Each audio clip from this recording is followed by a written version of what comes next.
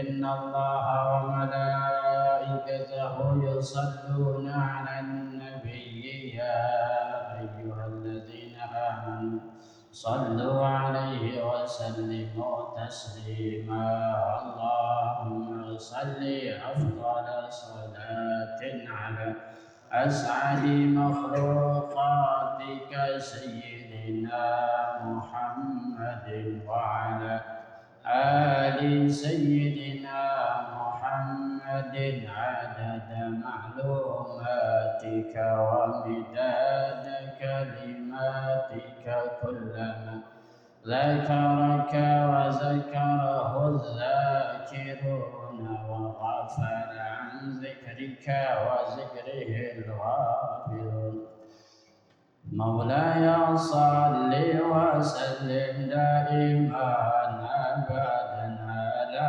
حبيبك خير الخلق كلهم مولاي صل وسلم دائما أبدا على حبيبك خير الخلق كلهم الحمد لله منشئ الخلق بالعدم ثم الصلاة على المختلف قدام مولاي صل وسلم دائما أبدا على حبيبك خير الخلق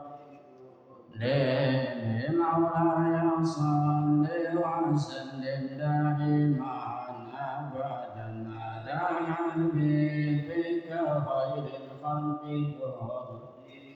أمن تذكر جرام بذي سلام ما سجدا عن جرام مقلد بدم أمحبة الريح من تلقائك لما سواه من ظل بالظلماء بالنظام فمانع عينيك إن قلت اكففا ما سوى ما لقلبك إن قلت استهر يهيم يسأل الصبر أن الحب منكتب ما بين منسجم منه ومضطرب لولا الهوى لم ترق دمعا على قلل ولا للقتل ذكر البني والعلم ولا أعرض لون عبرة وطال ذكر الخيام وذكر سكين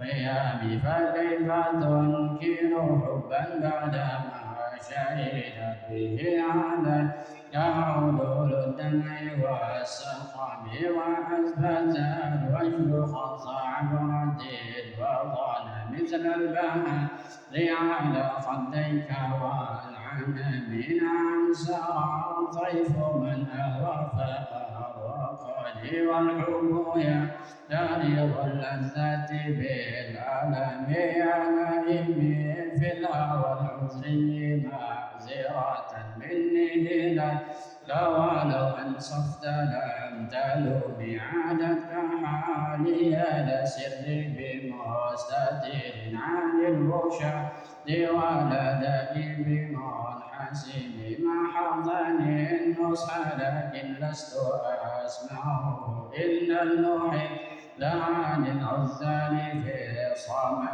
إني اتهمت نسيح الشيب في عذابي والشيب أبعد في نصح عن التهم يا رب صل عليه يا رب صل عليه صلوات الله عليه مولاي صل وسلم دائما أبدا بك خير الخلق كلهم مولاي صل وسلم دائما أبدا على حبيبك خير الخلق كلهم يا رب صل عليه يا رب صل عليه يا رب صل عليه صلوات الله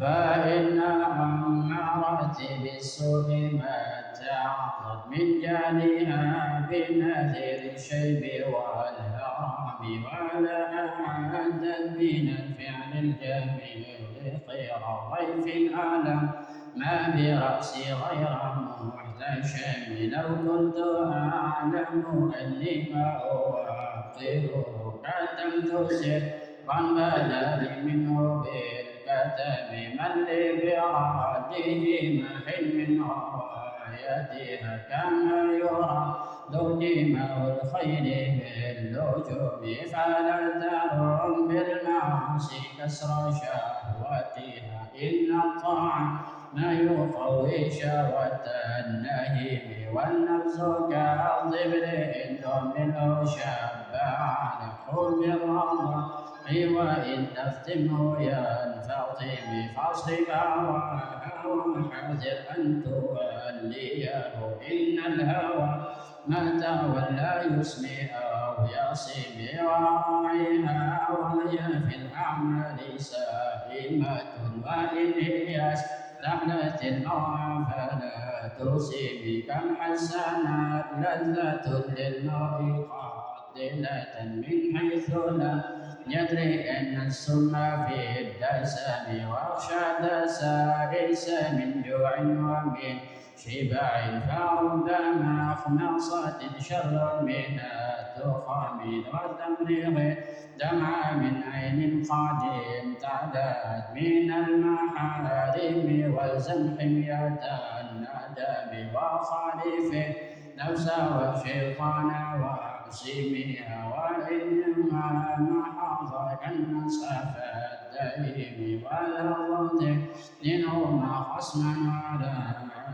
من أنت تعرف كيد الخصم والحكم أستغفر الله من قول بلا عمل قد نسبت به نسلا لذكرهم عملتك الخير لكن ما ائتمرت به وما استقمت فما قولي لك تقيم ولا تزودت قبل الموت نافلة ولم أصلي سوى فرض ولم أسم يا رب صل عليه يا رب صل عليه يا رب صل صلوات الله عليه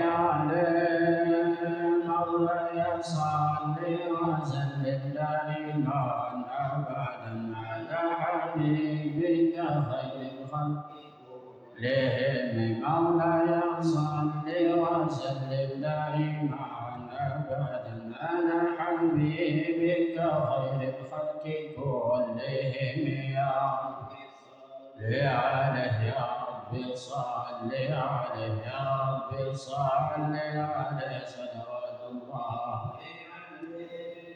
ظلمت سنة من أحيا الظلام إلى أن اشتكت خدمه الضر من ورم وشد من سراب أحشاه وضاوة الحجارة كشحا مطرف الأدم وراودته الجبال الشم من ذهب عن نفسه فأراها أيام شمم وأكدت سداه فيها ضرورته إن الضرورة لا تعدو على العصام وكيف تدعو إلى الدنيا ضرورة من لولاه لم تخرج دنيا من العدم محمد سيد الكونين والثقلين والفريقين من عرب ومن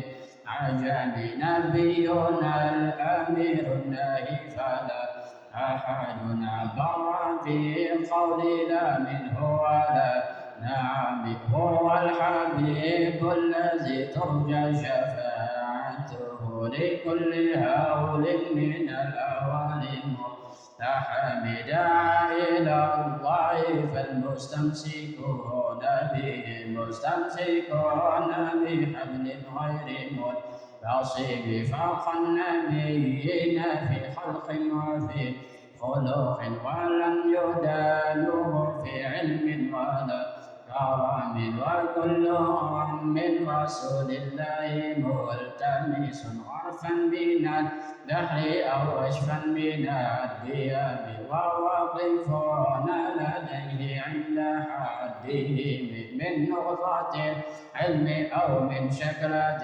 الحكم فهو الذي تم معناه وصورته ثم اصطفى حبيبا بارئ النسب منزه عن شريك في محاسنه فجوهر الحسن فيه غير منقسم دعما دعته النصارى بنبيهم واحكم بما شئت مدحا فيه واحتكم وانسب إلى ذاته ما شئت من شرف وانسب إلى قدره ما شئت من عظام فإن فضل رسول الله ليس له حد فيعرب عنه ناطق بفم لو نسبت قدره آيته عظاما يسمع حين ينادى للسد لم يمتحن بما تعيله به حرصا علينا فلم نرتب ولم نهب آي الورى فمهمنه فليس يرى بالقرب والبعد في غير منفحم كالشمس تظهر للعينين من بعد صغيرة وتكل طرف من أمامي وكيف يدرك في الدنيا حقيقته قوم تزلوا عنه بالحلم فمبلغ العلم فيهن أنه بشر وأنه له كلهم وكل أئمة الرسل الكرام بها فإنما اتصلت بالنور بهم فإنه شمس فضل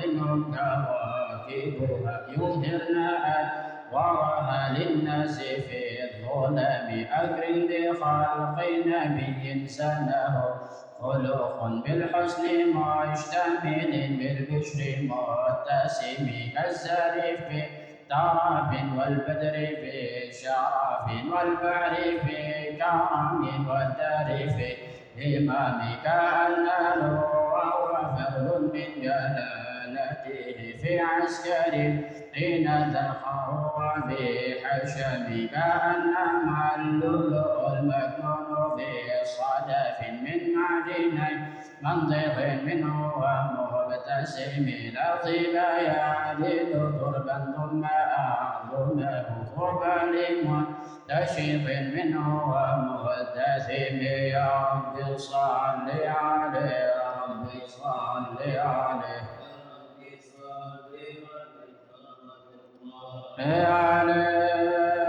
مولاي صل وسلم دائما على حبيبك خير الخلق كلهم مولاي صل وسلم دائما على حبيبك خير الخلق كلهم يا رب صل عليه يا رب صل عليه يا رب صل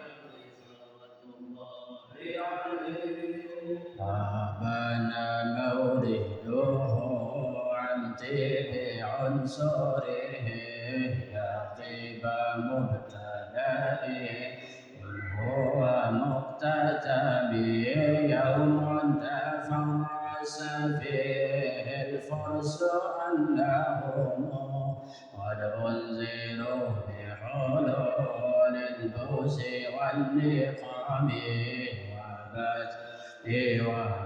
ونكسر وهو منصدر كشمل أصحاب كسرى غير ملتنم والنار خامدة أنفاس من أسف عليه والنهر العين من سدمه وساسرة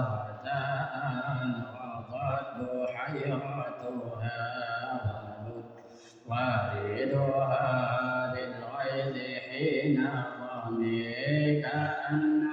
بالنار ما بالماء من بلل حزنا وبالماء وبالنار من ظلم والجن تهتف والأنوار ساطعة والحق يذهل من معنى ومن كلم عنه وصم فإحسان البشر لم تسمع وبرقة للدار لم تشمي من بعد ما أخبر الأقوام كائنهم بأن دينهم الموجه لم يقم وبعد ما عاينوا في الأفق من شوب متفضة مفخمة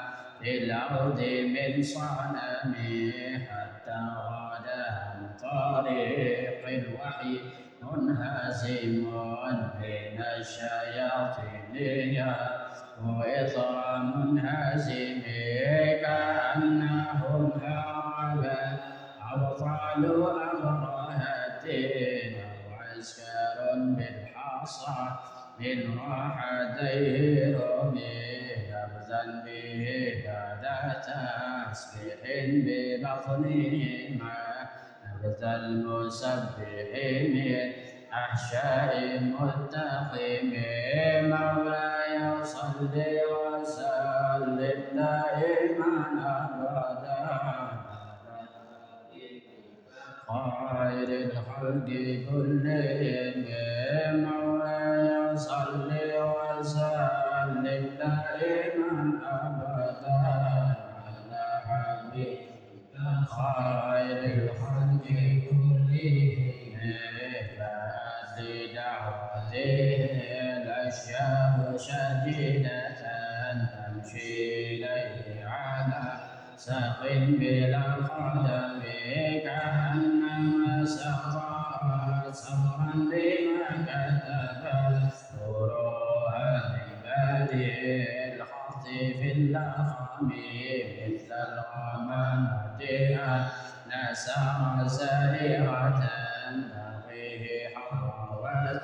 سن الهجير حمي أقسمت بالقمر منشق له من قلبه نسبة مبرورة القسم وما هوى الغرور من خير ومن كرم وكل من الكفار عنه عني فالصدق بالغار والصديق لم يرما وهم يقولون ما بالغار من أهله ظل الحمام وظن العنكبوت على خير البرية لا تنزل ولم تحمي وقاية الله عن مضاعفة من الدروع وعن من العظم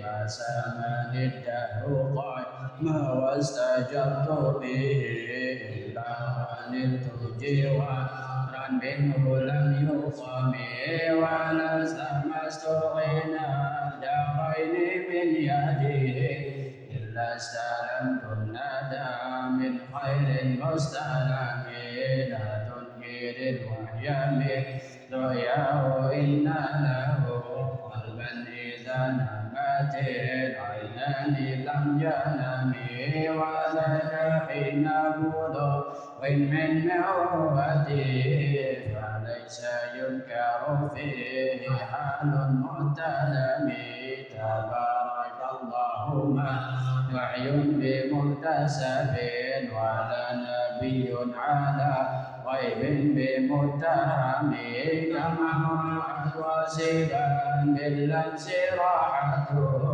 وأطلقت ريبا من رفقة الأمام وأيد سنة شبع دعوته حتى حكت غرة للعسر الدوم بعارض جلا في القلب طاح بها سيف من اليمن أو سيل من العذب مولاي صل وسلم دائما أبدا على حبيبك خير الخلق كلهم مولاي صل وسلم دائما أبدا على حبيبك خير الخلق كلهم لاني وصفيا جله ظهورنا للخيران للعالم عالمي فالدر يزداد حسنا وهو منتظم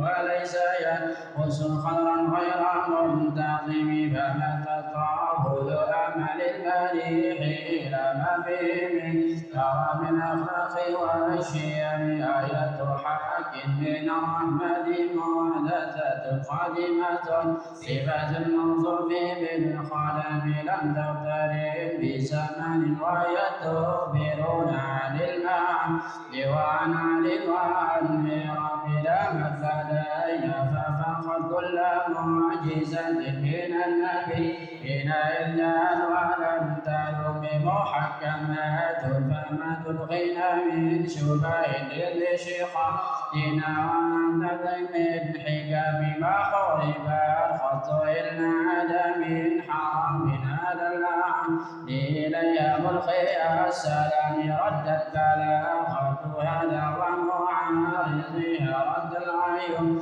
قيالا يعني عن الحرم لا معاني كموج البحر في مدد وفخرج أريب الحسن والخيام فما تعد ولا تصعج إبوها ولا تسام على الإنذار بسام قرت بها عين قارها فقلت له لقد ضعفت بحبل الله فاعتصم عند الدعاء خيفة من حر نار نضت فتانا ولق من فردها شيئا كان الحوض تبيض الوجوه به من العسر ونعذر كالحمام وكالسيرات وكالميزان معدلة فالقسط من غيرها في الناس لا يقوم لا تعجبا لحسد راح ينكر تجاهلا وعين الحازق الفاهم التنكير العين ضوع الشمس من رماد وينكر فمضى الماء من سقم مولاي صل وسلم دائما ابدا على حبيبك خير الخلق كلهم مولاي صل وسلم دائما ابدا على حبيبك خير يا خير من جمع من عبنا ساحته سيا وفاق مدن ان يخير سمي ومن هو الايه الكبرى للمعتبر ومن هو نعمه العظمى للموتن من ساريت من حرام ليلا الى الحرم كما سرى البدر في نجم من الظلام وبت إلى أن نلت منزلة بالقرب قوسين لم تدرك ولم ترم وقدمتك جميع الأنبياء بها والرسل لما نبدو من على خدمي وأنت تخترق سمع طباق به في موكب كنت به صاحب العالم حتى إذا لم تنشأ لمستبق من الذنوب ولا مقال مستني من خفت كل مقام بالإضافة إذ هديت به وفي مثل المفرد العالم كيما تفوز بوصل أي مستدل عن العيون وزر أي مجتدم فحست كل فخر غير مشترك وجزت كل مقام غير مستحم وجل مقدار ما ولدت منه تبع عزيزا وما ولدت من نعم بشرى لنا معشر الإسلام لنا من عينا يدرنا غير مرناد لما دعا الله داعينا لطاعته بأكرم رسلهن أكرم الأمم مولاي صل وسلم دائما أبدا على حبيبك خير خلق كلهم مولاي صل وسلم دائما أبدا على حبيبك خير خلق كلهم راعت قلوب العدا أنباه بعزته كنبأة أجفلت غفلان من الغنم ما زال يلقاه بكل معترك حتى حكوا بالقنا لحما على وضمي ودوا الفرار فكادوا يربطون به أشانت مع القبال والرحم تمضي الليالي ولا يدرون عدتها ما لم تكن من ليالي الأشهر الحرم فندم كيف حل ساحته بكل خرم إلى لحم العدا قادم يجر بحر خميس فوق سابحة يرمي بموج من الأبطال ملتقم من كل منتدب لله معتسب يصبر بمستزل الكفر مصطدم حتى غدت ملة الإسلام وهي بهم من بعد غربتها مرسولة الرحم مكفولة أبدا منهم بخير أب وخير بعد فلم تيتم ولم تنبهم الجبال فسل عنهم مصادمهم ماذا رأوا منهم في كل مصطدم وسل حنين وسل بدرا وسل أحدا فصول حتف لهم أدهى من الوخم المصدر بضيع حمرا بعدما شردت من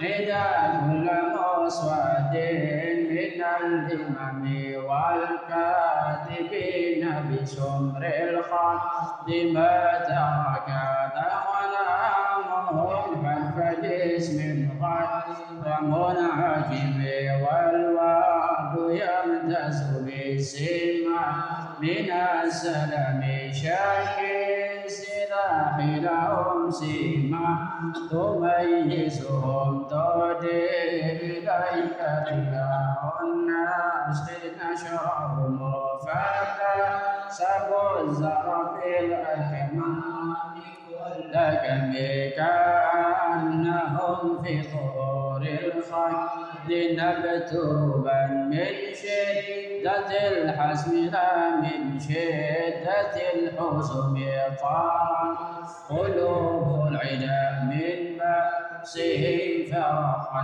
فما تفرق بين البام والبهم ومن تكن برسول الله نصرته إذ تلقاه الحسن في أعجامها تجري ولا ترى من ولي غير منتصر به ولا من عدو غير منعجم أحل أمته في حفظ ملته كاللاذ حل مع الأشباه في أجم كم جادلت كلمات الله جدل فيه وكم خصم القرآن من خشم كافة بالعلم في الأمي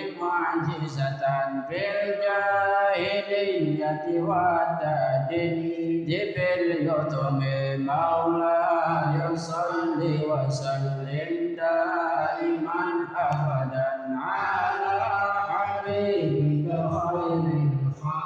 بكلهم مولاي صل وسلم دائما أبدا على حبيبك خير الخلق كلهم خدمته بمديح أستغيث به ذنوب عون مضى في الشعر والخدم إذ خلدني ما تشاء عواقبه كأنني بهما هدي من النعم أرفعت غي سبا في الحالتين وما حصلت إلا على الآثام والندم فيا خسارة نفس في تجارتها لم تشتري بنبي دنيا ولم تسمي ومن يبي أجلا منه بعاجله يبينه الرغم في بيع وفي سلم إن عاد ذنبا فما عاد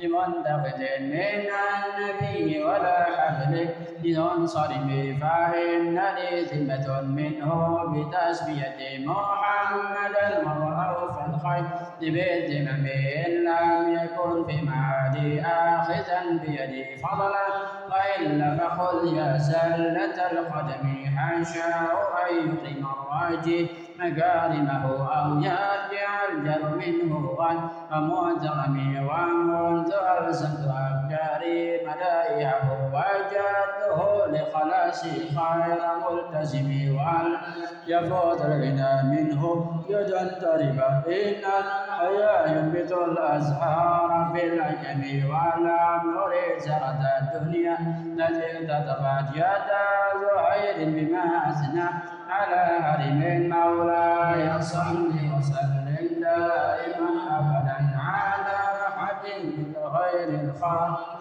كلهم مولاي صل وسلم دائما أبدا على حبيب خير الخلق كلهم يا أكرم الخلق ما لمن ألوذ به سواك عند حلول الحديث الأمام مولاي صل وسلم دائما أبدا على حبيبك خير الخلق كلهم ولن يضيق رسول الله جاهك بإذا الكريم تجلى باسم منتخم مولاي صل وسلم دائما أبدا على حبيبك خير الخلق كلهم أين من جودك الدنيا وضرتها ومن علومك علم اللوح والقلم مولاي صل وسلم دائما أبدا على حبيبك خير الخلق كلهم علم من جودك الدنيا وضرتها ومن علومك علم اللوح والقلم مولاي صل وسلم دائما أبدا على حبيبك خير الخلق كلهم يحمد لا تقضي من سنة عظمة الكبائر بغفرانك الأمام مولاي صل وسلم دائما أبدا على حبيبك خير الخلق كلهم يا سمعتك على حسب الشنب الخسام مولاي صل وسلم دائما أبدا على حبيبك خير الخلق كلهم يا رب العالمين غير منعد سنتك واجعل حسابي غير منخرم مولاي صل وسلم دائما أبدا على حبيبك خير الخلق كلهم واتبع عبدك بكرم إن له صبرا متى العلماء ينهزم مولاي صل وسلم دائما أبدا على حبيبك خير الخلق كلهم وعلى الإسراء بصلاة من دائمة على النبي بمنهل ومنسجم مولاي صل وسلم دائما أبدا على حبيبك خير الخلق كلهم لا يصب ثم تبعين فهو التقى والنقى والحلم والكرم مولاي صل وسلم دائما أبدا على حبيبك خير الخلق كلهم. ثم الرضا عن أبي بكر وعن عمر وعن علي وعن عثمان ذي الكرم. مولاي صل وسلم دائما أبدا على حبيبك خير الخلق كلهم. المصطفى بلغ مقاصدنا واغفر لنا يا واسع الكرم. مولاي صل وسلم دائما ابدا على حبيبك خير خلق كلهم. وفي الله لكل المسلمين مما يدعو في المسجد الاقصى وفي الحرم.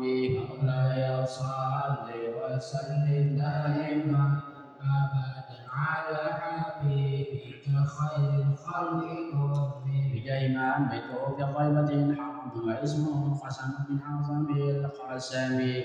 صل وسلم دائما أبدا على حبيبك خير الخلق كلهم. وهذه بردة المختار قد ختمت والحمد لله في بدء وفي ختم. مولاي صل وسلم دائما أبدا على حبيبك خير الخلق كلهم. يا براسم خير سامع بحسن خاتمة يا منجي الأمم. مولاي صل وسلم دائما أبدا على حبيبك خير الخلق كلهم.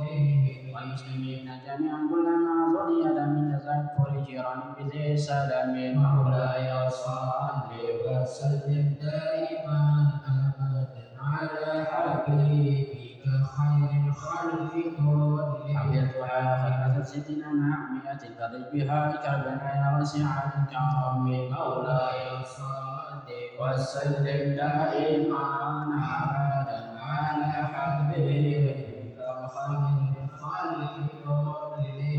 السلام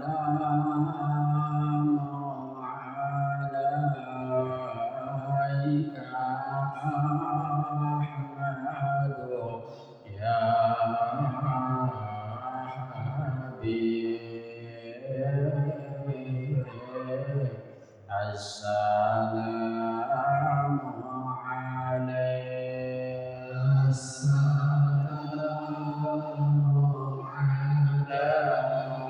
عليك أحمد يا حبيبي.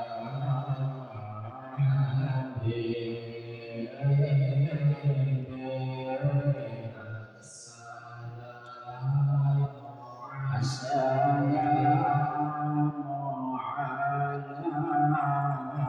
عليك طه يا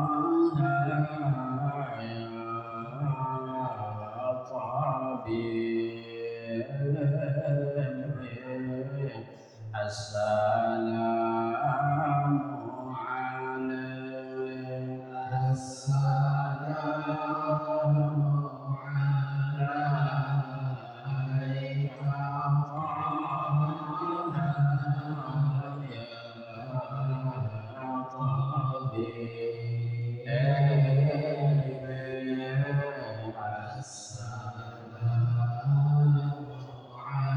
السلام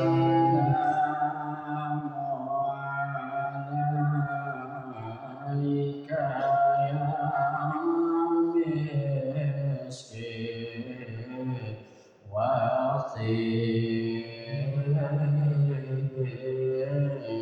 السلام عليك. السلام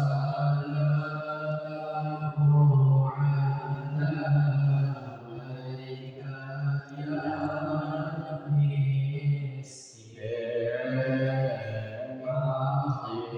مسكين وطيب.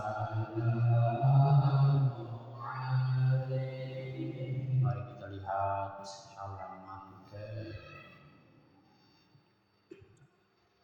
halaman ketiga, baris ketiga. halaman 3 baris ketiga di bawah maulaya salli wa sallim. Halaman ketiga baris ketiga, zalamtu sunnata man ahya zalama ila an ishtakat qadamahu dhurra min wa'am wa shadda min sahabin ahsha'ahu wa tawa tahta al-hijadi kashhan mutrafan. Itu lihat, mari kita lihat.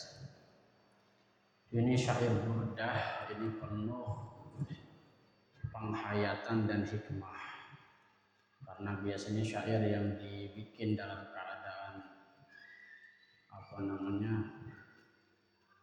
dengan bait yang sangat panjang itu pasti suasana hatinya berubah-ubah.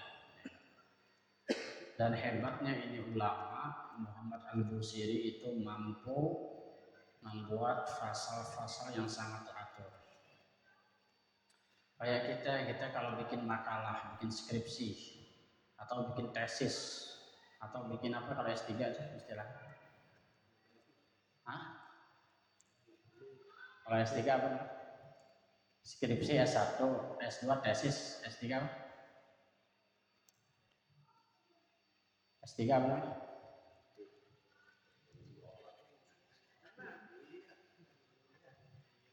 Saya ingat tapi di kepala di belakang jauh.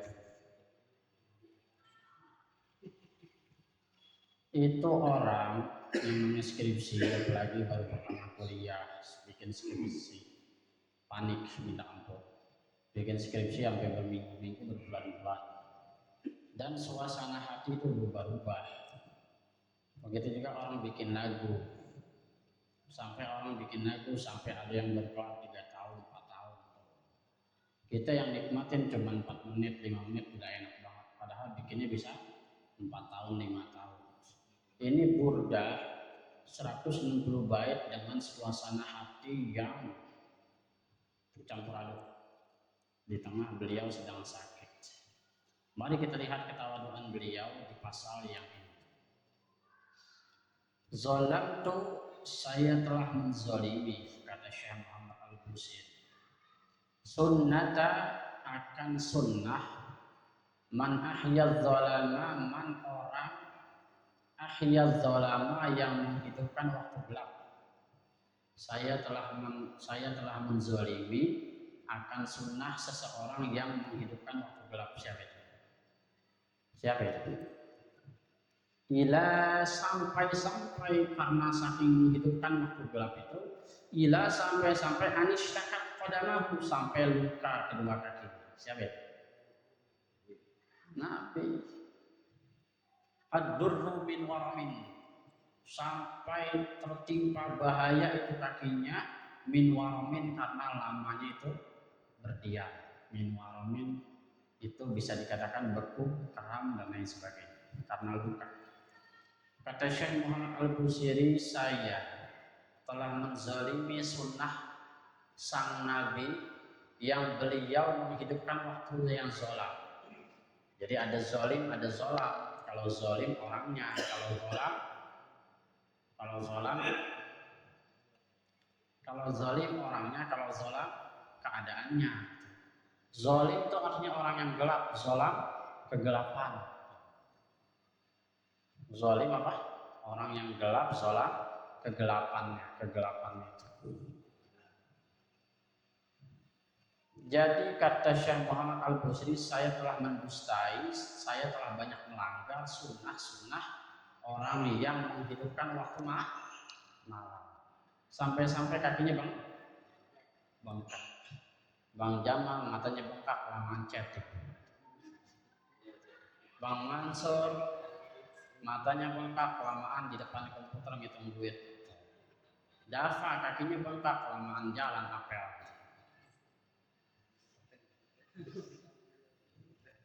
Dafa kemana kan ngaji-ngaji sama Bang Jamal? Aduh lagi ngedep Ustaz musim liburan. Oh iya.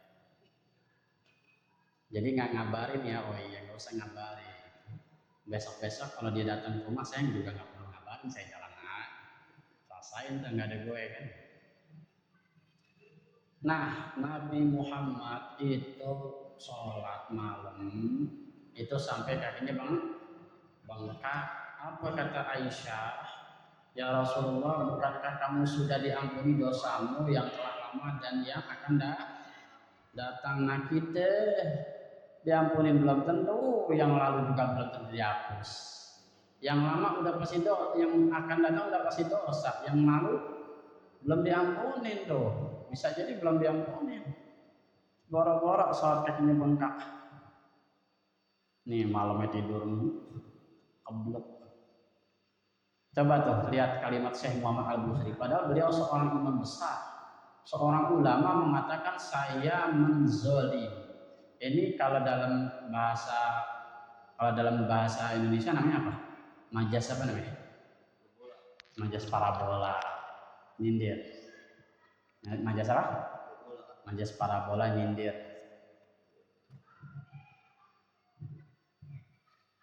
Nyindir kita orang-orang yang merasa amalnya sudah banyak, merasa ilmunya udah cukup, tuh.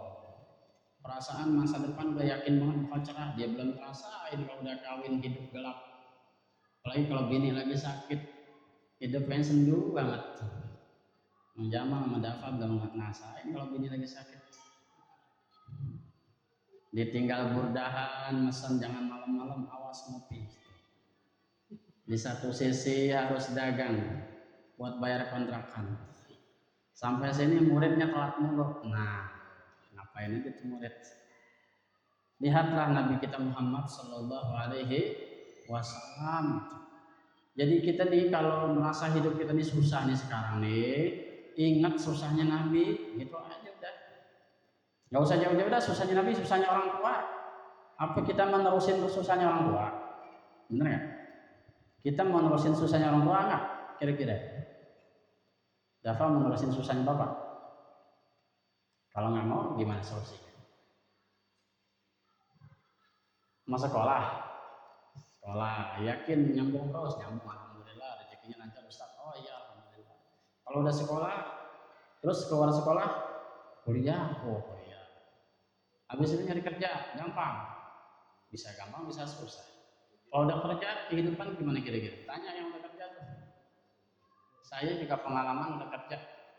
Emang begitu aja udah dapet duit. Kalau kata anak kita nih, kita punya adik perawan. Saya punya adik perawan baru 20 tahun. Kalau kata dia kerja, alhamdulillah kerja enak. Yang dipikirin kosmetik menurut. Punya adik perawan dandan menurut. Dia nggak ngerasain anak perempuan. Tuh. Anak perempuan aman-aman aja bakalan dilamar ini. Kita laki gimana perjuangannya coba? Hidup ini udah hancur-hancuran. Ente kalau bangun jam 3 pagi, terus saya dari Karangpola ke Pulau jam 3 pagi, jalanan udah rame banget. Saya nganter resort ke JMC jam 3:05 tiap hari. Jalanan udah rame banget. Orang pada mau ngapain sih? Yang baru pulang, yang mau jalan. Dunia nggak ada hentinya.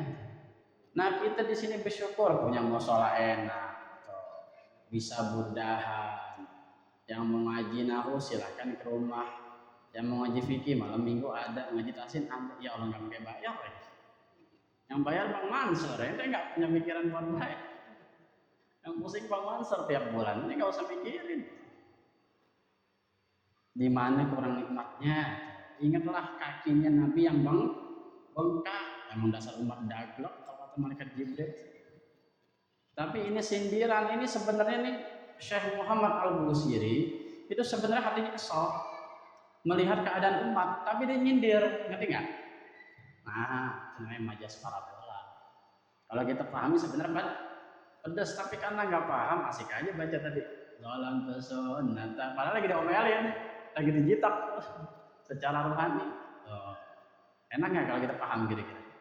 Enak, baca Quran juga khusyuk, sholat khusyuk, qasidahan rasanya pengen terbang. Mumpung masih muda, marilah kita belajar. Nanti udah besar, nikmatnya ilmu baru terasa udah gede. Dulu saya pernah dipesan sama guru saya Ustaz Asep di Majalengka. Dulu saya dicubit sampai biru, ditarik ke atas. Nyubitnya bukan begini kalau Ustaz. Itu nangis merintih di kamar mandi. Besoknya saya marah 3 harian, ngambek ceritanya. Terus kata Ustaz gini, ngapa tadi marah? Sekarang ente marah, satu saat udah dewasa ente bakal berterima kasih sama saya.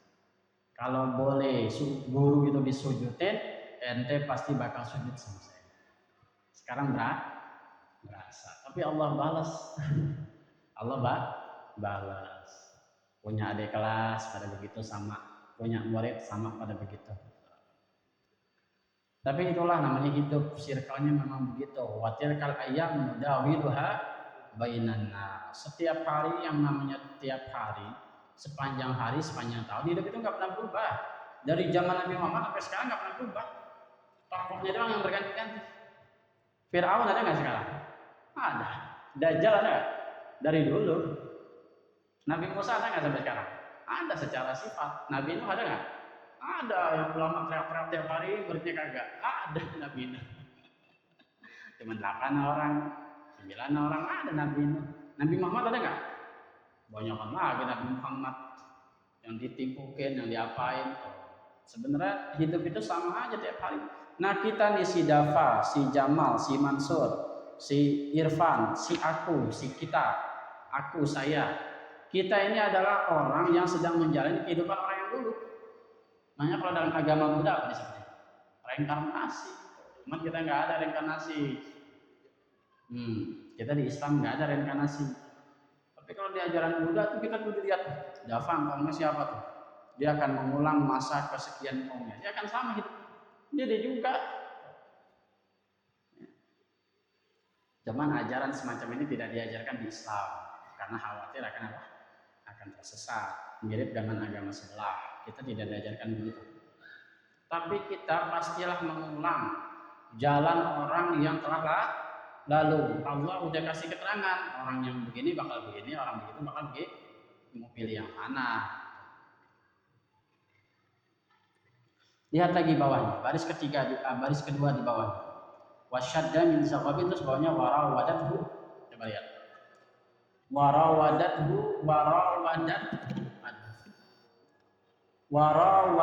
dan merayu akan Nabi Muhammad.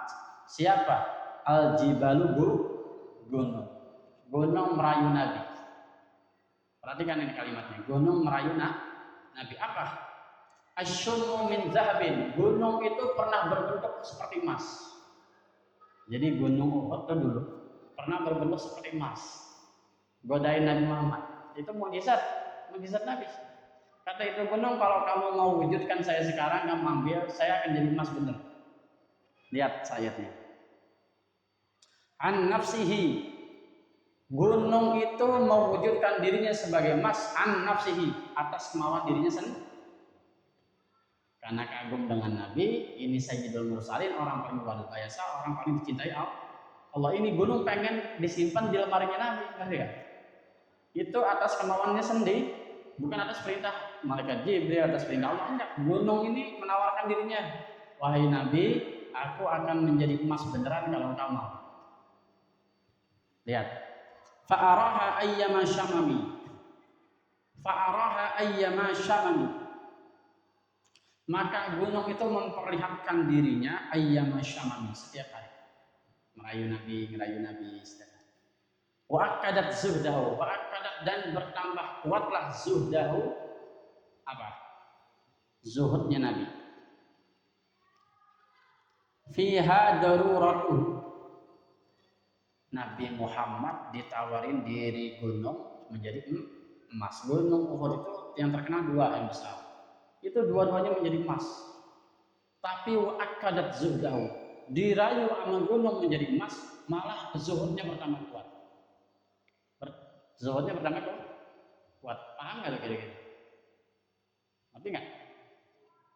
Dava punya engkong, bapaknya orang biasa aja, tapi engkong kayak nyaman kayak kira-kira hidupnya.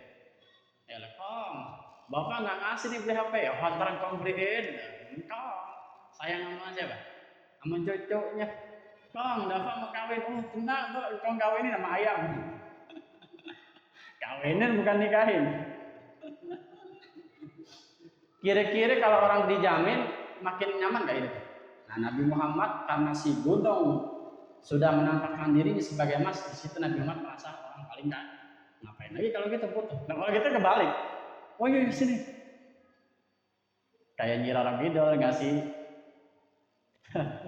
Di film Nyi Roro Kidul lihat kan bedi prima ngasih emas. Pas diambil pulang-pulang jadi pasir. Gara-gara nggak bayar sesajen. Ini gunung beneran. Maka Nabi Muhammad bukannya terayu malah tambah apa? Tambah zuhud. Kenapa? Itu gunung aja bisa jadi emas apa gue? Apalagi yang lain kan. Tambah zuhud. Bukannya diambil malah tambah nggak perlu. Hebat kan? Inna darurata la ta'du 'alal ismi. Sesungguhnya darurat itu ketika darurat itu la ta'du 'alal ismi. Kita kalau lagi darurat ngapain aja boleh. Padahal sesungguhnya orang lagi darurat ngapain aja boleh. Makan tikus boleh nggak? Boleh. Makan babi boleh? Boleh. Lagi darurat. Mabuk boleh nggak mabuk? Kali dulu kan ada whisky kagak ada kali. Tapi boleh nggak judulnya boleh nggak ceritain semua? Boleh. Kawin zina boleh nggak kalau lagi darurat? Itu namanya nikah mut'ah. Tapi sekarang dihukumi zina. Dulu boleh. Makanya Syiah masih pakai namanya nikah mut'ah. Itu zina. Boleh nggak? Dulu boleh, sekarang udah nggak boleh. Artinya Nabi pernah membolehkan buat sahabat-sahabat yang ketika perang itu berbulan-bulan, tapi habis itu diharamin sama Nabi. Tapi Ibnu Abbas ngomong begini, tafsir Ibnu Abbas sama Sidina Ali berdebat. Ibnu Abbas bilang itu hukumnya boleh nikah mut'ah ketika darurat. Ibnu Abbas yang ngomong. Tapi ulama Ahlussunnah ngomong begini, itu Syiah sampai sekarang membolehkan nikah mut'ah. Padahal Sayyidina Ali melarang, Ibnu Abbas malah bolehin. Ini Syiah imamnya siapa? Ibnu Abbas apa Sayyidina Ali? Nah Syiah kan imamnya siapa? Ali katanya. Tapi kenapa ngikutnya Abbas bukan Ali? Padahal Ali yang menentang. Itu ketika Ibnu Abbas membolehkan itu, Imam Ali yang ngangkat pedangnya. Siapa yang boleh bilang nikah mut'ah setelah ini? Itu Nabi udah haramnya. Ibnu Abbas kalau depan Sayyidina Ali takut dia, nggak berani. Tapi tetap sampai sekarang berlaku tafsirnya Ibnu Abbas. Ibnu Abbas bilang kalau lagi darurat boleh. Berarti sebagian orang Syiah pakai apa? Ibnu Abbas. Kalau nggak percaya silahkan lihat YouTube-nya Syekh Ibnu Utsaimin, gurunya orang-orang Salafi, orang Libya. Muhammad bin Shalih Al Utsaimin. Dia menerangkan nikah mut'ah hukumnya ada dua. Yang pertama Ibnu Abbas membolehkan ketika darurat, yang kedua Sayyidina Ali. Tapi dia ngomong begini, tapi nikah mut'ah masyhurnya di aliran Syiah, padahal imamnya sendiri mengharamkan, yang bolehin malah Ibnu Utsaimin menerangkan nikah mut'ah. Ngerti nggak maksudnya? Jadi boleh ya, sepakat ya.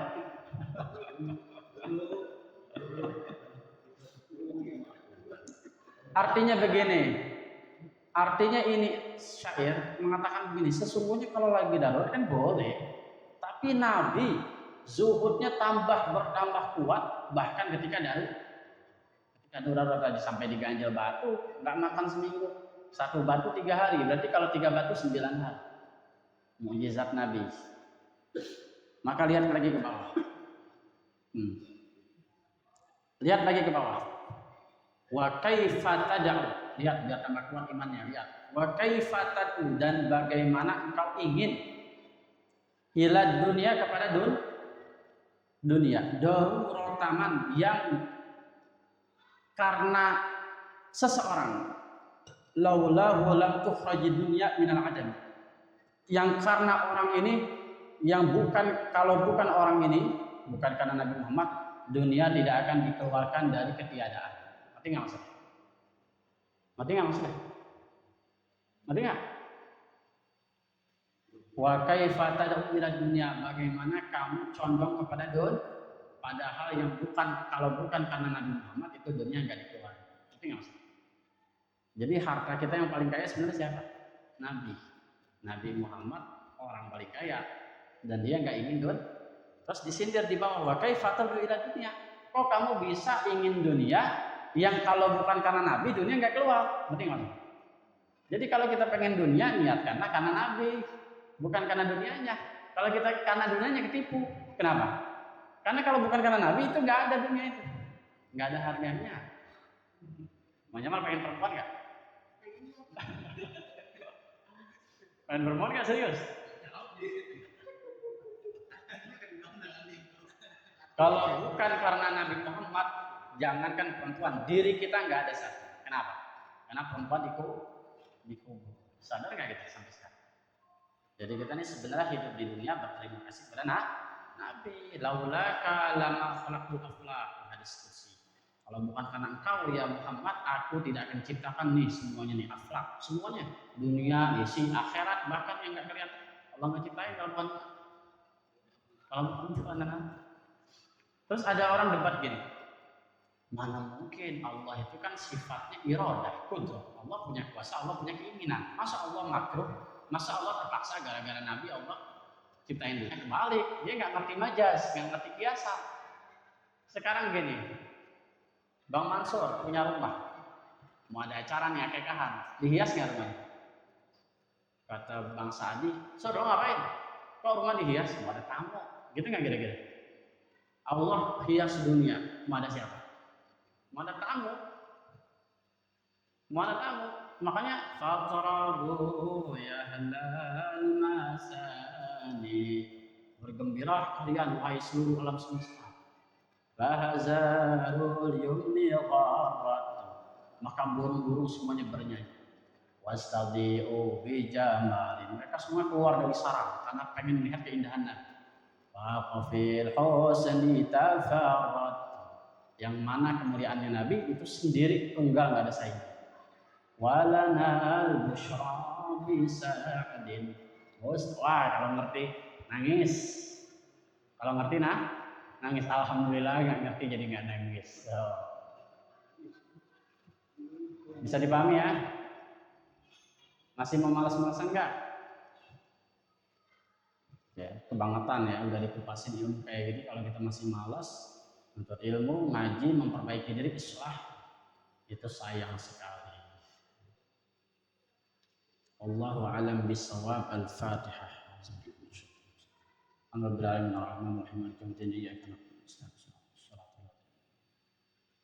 Mudah-mudahan kita nggak tertipu ya. Orang yang tertipu itu orang yang nggak tahu nilainya majelis, nggak tahu nilainya majelis, nggak tahu nilainya Islam, nggak tahu nilainya Muhammad Rasulullah. Jadi orang yang tahu nilainya Nabi pasti ngaji, pasti serius dalam urusan agama. Mau kemana lagi kalau udah tua, emang mau jadi apa? Mau ngapain? Rabbana taqabbal minna innaka antas samiul alim wa lana innaka tawwabur rahim. Sallallahu alaihi wasallam. Walhamdulillahi rabbil alamin.